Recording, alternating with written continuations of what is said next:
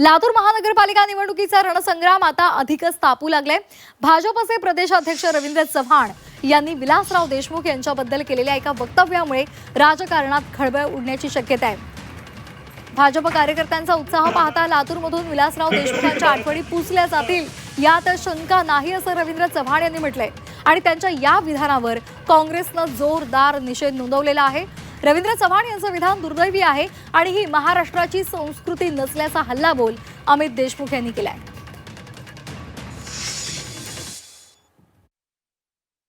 खरं तर आपल्या सर्वांचा उत्साह बघितल्यानंतर लक्षात येत आहे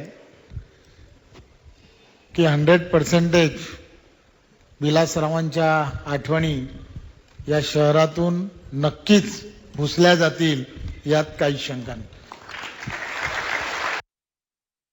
रवींद्र चव्हाण यांनी जे विधान केलंय हे राजकारण आता कुठल्या स्तरावर चाललंय हाच प्रश्न सगळ्याला पडलेला आहे। दुर्दैवी आहे, त्यांनी असं विधान करायला नको होतं आणि लातूरची ही संस्कृती नाहीये, किंबहुना महाराष्ट्राचीच ही संस्कृती नाहीये। या विधानाचा मी निषेध करतो आणि त्याचा निषेध सर्वत्र होतोय।